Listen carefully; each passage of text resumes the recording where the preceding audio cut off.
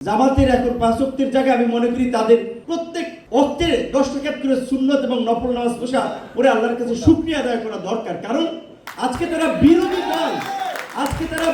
দল, তারা গত এই 10 বছরে তাদের নামে এক জায়গায় দাঁড়াইতেও পারে নাই। পল্টনে জড়ো হওয়ার সাথে সাথেই সেদিন টিয়ার শেল মেরে, রাবার বুলেট মেরে ছত্রভঙ্গ করে দিয়েছিল।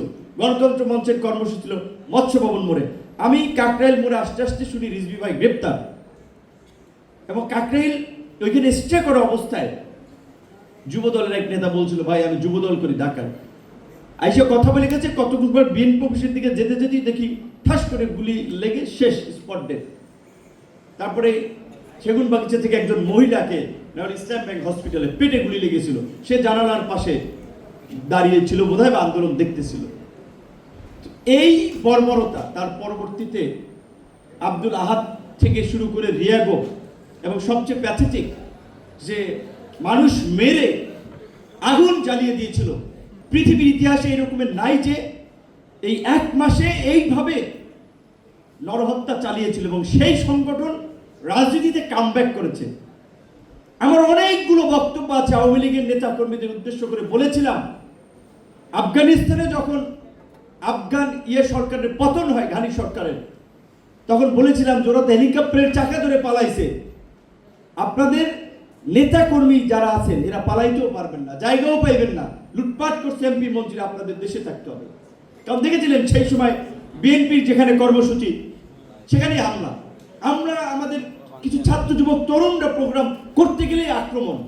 আর জামাত এখন বিরোধী দল, তাদের তো আল্লাহর কাছে 5 ওয়াক্তের জায়গায় আমি মনে করি যে, আমি শুনছি প্রথম নাকি এই আমাদের নবীর উপরে যখন নামাজ ধার্য করা হয়, যে কয়েকটা নামাজ, প্রথম নাকি 50 ওয়াক্ত নাজিল করার, মানে সে 50 ওয়াক্ত আল্লাহর কাছে চাই নিয়েছিল।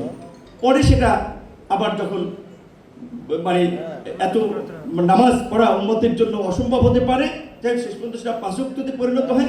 50 ওয়াক্তের জামাতের এখন 5 ওয়াক্তের জায়গায় আমি মনে করি তাদের এক্সট্রা আরো প্রত্যেক ওয়াক্তে 10 রাকাত করে সুন্নত এবং নফল নামাজ পড়ে আল্লাহর কাছে শুকরিয়া আদায় করা দরকার। কারণ আজকে তারা বিরোধী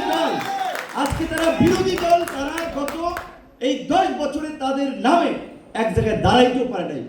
এমনকি আজকে বিশ্ববিদ্যালয়ে আমরা অবাক হয়েছি যে ছাত্রদেরকে ব্লাফ দিয়ে একটা বিভ্রান্তি তৈরি করে নিজেদেরকে হিরো হিসেবে মিডিয়ার মাধ্যমে উপস্থাপন করে এই যে তারা ছাত্র সংসদে জয়লাভ করলো, এবং সেখানে কি করেছে আরো জানেন, কিভাবে ম্যানিপুলেট করেছে।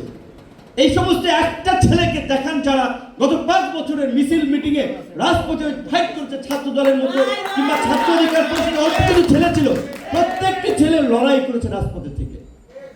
দুঃখজনক যে এটা ইন্টারিম গভর্নমেন্টের সময় আমরা আশা করেছিলাম একটা ইনক্লুসিভ বাংলাদেশ, একটা পজিটিভ প্রোগ্রেসিভ পলিটিক্স, সেখানে আন্দোলনের পরিচিত মুখ তারা আন্দোলনকে হাইজ্যাক করেছে। 71 যেমন আওয়ামী লীগ মুক্তিযুদ্ধকে কুক্ষিগত করেছে, মুক্তিযুদ্ধকে তাদের রাজনৈতিক হাতিয়ারে পরিণত করেছিল। এই ইন্টারিম গভর্নমেন্টের সময় আমি তাদের সমালোচনা বেশি করে নেই, মাঝে মাঝে কিছু কথা বলি যে পাবলিকের জানা দরকার। কারণ তারা অনেকে আমার সাথে রাজনীতি করেছে, আমাদের ছাত্র সংগঠনের নেতা ছিল, মূল দলেরও না, ইউনিটের নেতা ছিল, কেন্দ্রীয় কমিটিরও না। যাই হোক, জুলাইয়ের পরে তারা হঠাৎ করে বিশাল নেতা বনে গেছে। এখন এই যে অনেকেই কথা বলে, মানে রাষ্ট্র, রাজনীতি, সমাজ দিয়ে সবক দেয়।